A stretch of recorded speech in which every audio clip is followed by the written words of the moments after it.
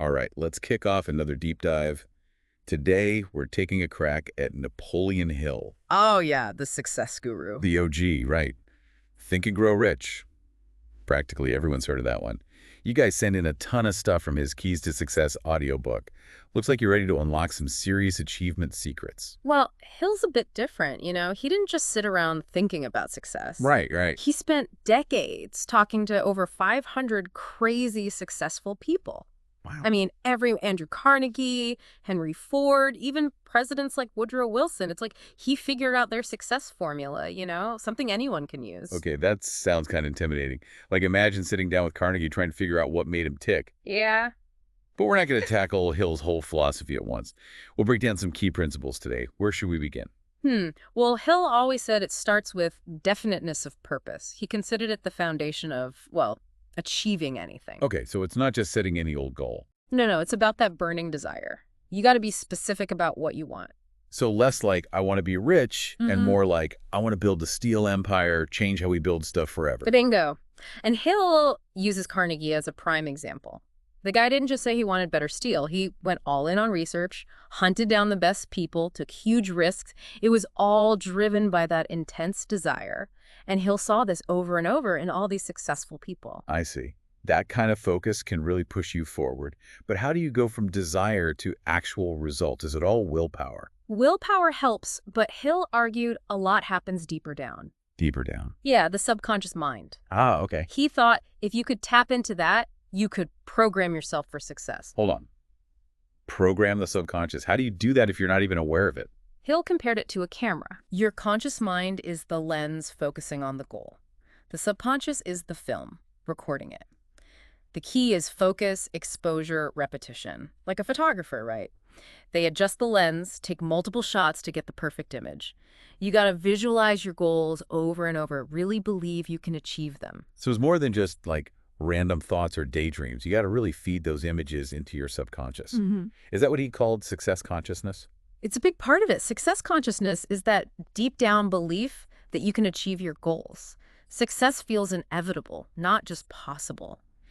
And Hill thought you could build this mindset with specific techniques. Okay, this is getting interesting. Tell me more about these techniques. Yeah. How did Hill say you could tap into this subconscious power? Well, he was all about visualization, Okay. really picturing yourself achieving those goals, feeling the emotions that come with it. Hill thought that could imprint those images on your subconscious, make them more likely to become reality. Like a mental blueprint for success. Kind of. But how does that translate into action? Hill thought once that image of success is in your subconscious, your mind starts working on making it real, even when you're not thinking about it. Really? He even told a story about Walter Chrysler. Oh, the car guy. Yeah. Before he made it big, he bought a car, took it apart piece by piece, studied every single part. Wow. Then he put it back together. And he did this over and over again. People must have thought he was nuts. They did. But what he was really doing was programming his subconscious for success in the car world. He was immersing himself in it, learning every little detail. It was like he was telling his subconscious, this is what I want to master. That's a powerful example. Yeah. So intense focus from a burning desire, feeding that into our subconscious, seeing how those mental images turn into actions. Yeah. What else was crucial for Hill? Hill believed that even with all that, the mindset, that burning desire, you rarely get there alone. He was really into this thing he called the Mastermind Alliance. Mastermind Alliance. Yeah. It's more than just networking, Yeah. It's like forming a powerful group, everyone in harmony, all working towards the same goal. So like a super support group. Yeah. Everyone pumping each other up with motivational quotes. Nah, it's deeper than that. Each member brings their own strengths, their own ways of looking at things. Okay. Hill compared it to like a train crew. A train crew. Yeah. Everyone's Yeah. got a specific job, got to work together perfectly, rely on each other to get where you're going. I get it. So like using everyone's combined knowledge and skills to reach a shared goal. Exactly. And this wasn't just for business. Hill thought mastermind alliances could work anywhere. Creative stuff, personal growth, even making big changes in society. Okay, now I'm interested. How do you build one of these alliances? How do you even find the right people? And how do you make sure everyone's, on the same page? Hill laid out 4 steps. Okay. First, got to define the purpose. Like, what's the goal? What are we working towards? Exactly. Where's the train headed? Yeah. Without that, the whole alliance goes off track. Right. So Once you know where you're going, how do you pick the right people for your crew? Hill was really picky about this. Yeah. He said, choose people for their ability, but also for how well they get along with others. So it's not just about being smart. No, no, he thought a group of brilliant jerks would just destroy themselves. Uh-huh. Makes sense. Got to have people who can actually work together. Yep. Open-minded, collaborative, truly dedicated to that shared goal. Okay, so you got your purpose, your dream team. What's next? Third step is to figure out the rewards. Rewards. You mean like money? Money's part of it, but Hill knew people are driven by more than that. Recognition, purpose, the chance to learn and grow. So you got to make sure everyone feels valued, like their contribution matters. Exactly. And finally, the fourth step, regular meeting times. To keep things moving. Yep. Consistency is key. Keep everyone engaged, make sure they're actually doing what they said they would. It's not just a one-time brainstorming session then. No, it's an ongoing commitment. But forming an alliance is one thing. How do you keep it strong? Right. Building trust, keeping that harmony, that can be tricky, right? Oh, for sure. Hill knew that. He gave some advice for how to keep things running smoothly. Like what? Four main things: confidence, understanding, fairness, and courage. Each one's important for keeping that synergy going. Okay, break it down for me. What did he mean by confidence in this context? Well, you got to create an environment where people trust each other. Okay. They got to know they can count on each other, their ideas are valuable, and everyone's going to listen. Right. Like what's said in the group stings in the group. Exactly. No loose lips. So yeah, trust and keeping things confidential are super important. Makes sense. What about understanding? Where does that fit in? Hill thought everyone in the group needs to get the challenges and opportunities, even if they're experts in different areas. So even if I'm not the marketing guru, I still need to get the overall strategy. Exactly. And everyone's got to be truly convinced about decisions, not just going along with it. No pressure, no coercion. Okay, so no one's getting steamrolled. Right. Now, fairness. That's about setting clear agreements from the beginning. Roles, contributions, what everyone gets in return, got to be transparent. Make sure everyone's got a fair share, Yeah. right? Both the work and the rewards. Exactly. And last but not least, courage. Courage. Yeah, the alliance needs to face problems head on. No shying away from tough stuff. Where does that courage come from? Partly, it's just having a strong group.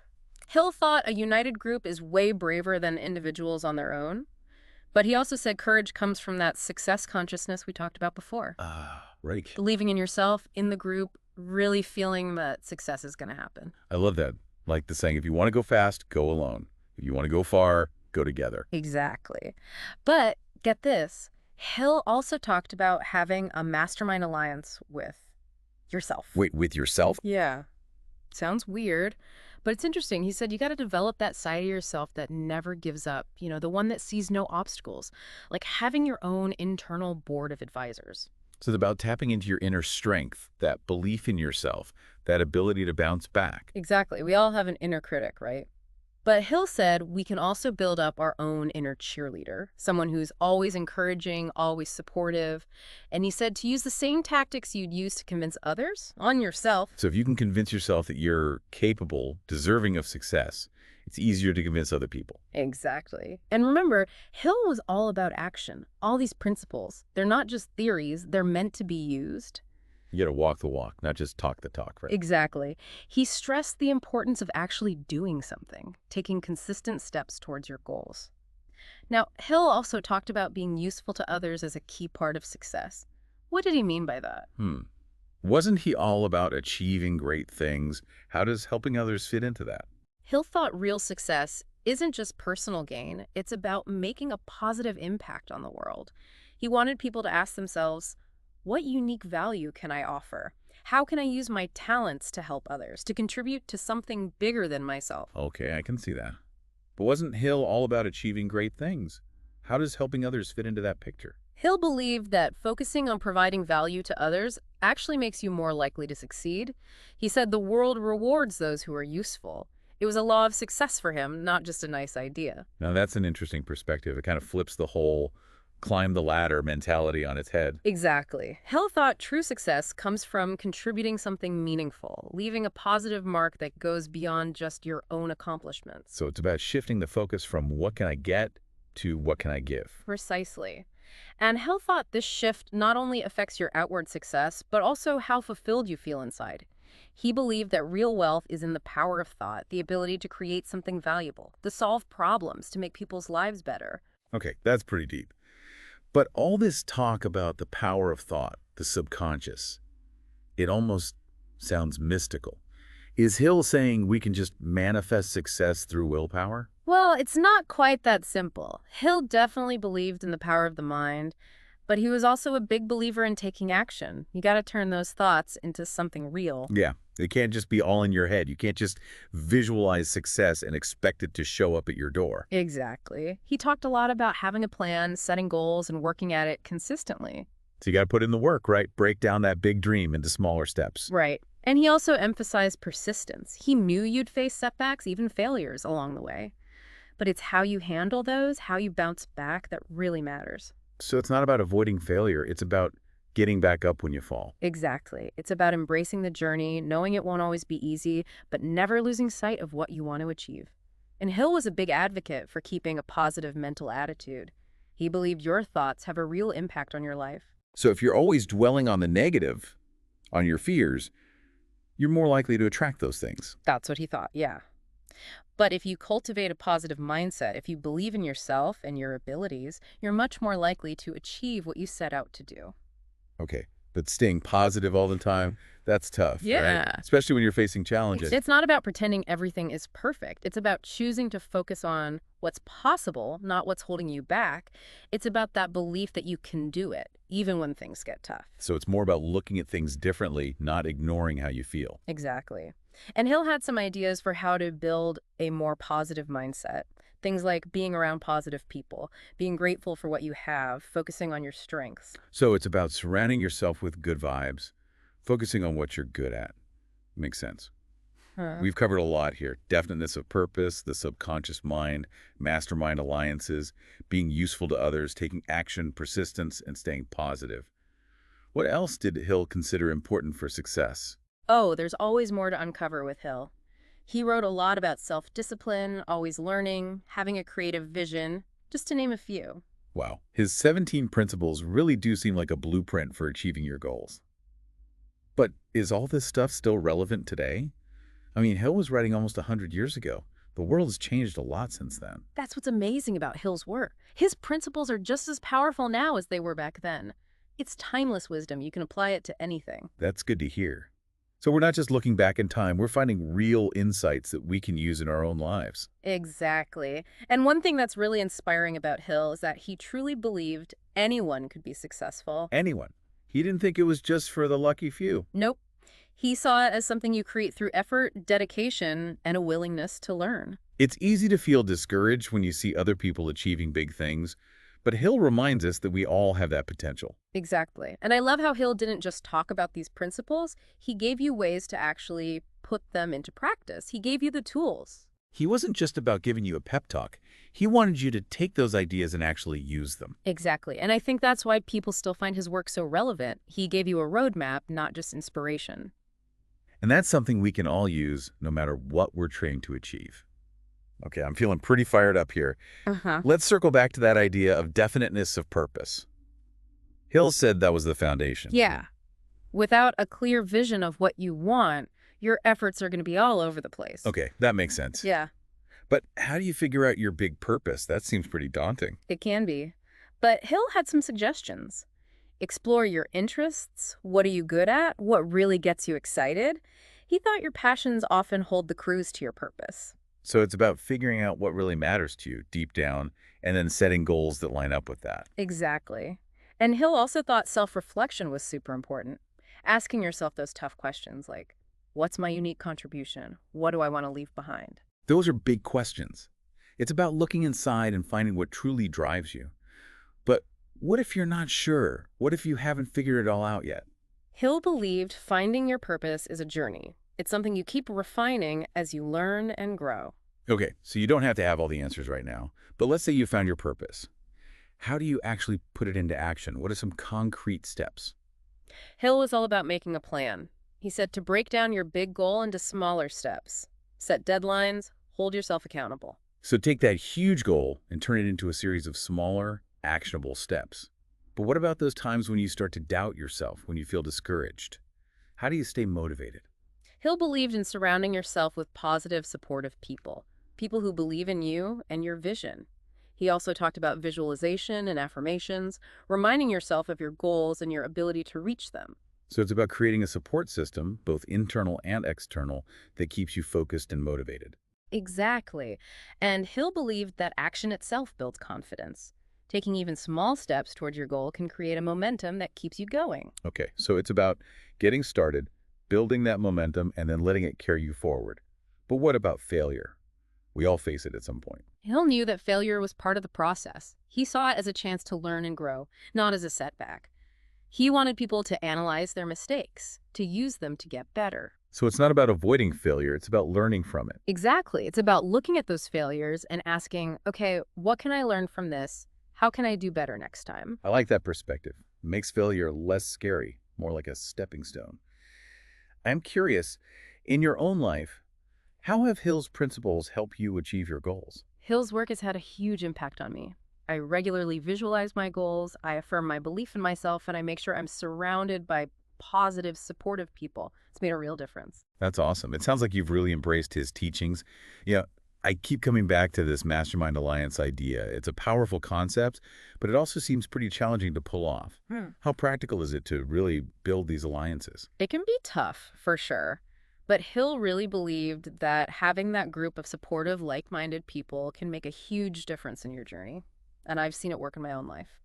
So where do you even start looking for these people? Is there some secret society of Mastermind Alliance members out there? Huh. No secret society.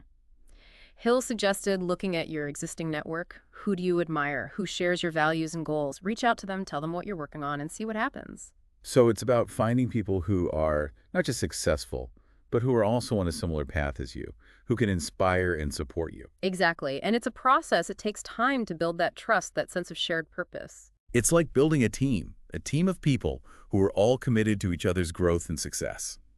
This has been an incredible deep dive. But before we wrap up, I want to touch on one more thing.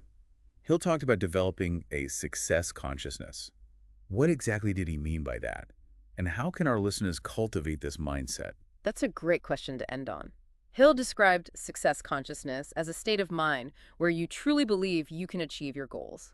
It's about seeing yourself as successful, feeling it, knowing it's going to happen. So it's not just hoping for success, it's knowing it's already yours. Exactly. And Hill suggested some things you can do to develop this. Positive affirmations, spending time with successful people, studying their habits and mindsets. So it's about immersing yourself in an environment that supports that belief in success. Yes. And Hill also talked about the power of gratitude. He believed that focusing on what you're grateful for shifts your energy and helps you attract more success. Okay, that makes sense. It's about appreciating what you have while also working towards what you want. It's about believing that there's enough success to go around. Exactly. And I think that's a great message to end on. We all have the potential to achieve great things, to live fulfilling lives, and to make a positive impact. It's about embracing the journey, believing in yourself, and putting Hill's principles into action. Well said. This has been a fantastic deep dive into Napoleon Hill's work. Thank you so much for being here and sharing your insights. My pleasure. And to all our listeners, keep exploring Hill's work, keep striving for those goals, and remember, success is a journey we can all take together. Thanks for joining us for another deep dive. Until next time, keep learning, keep growing, and keep those minds curious.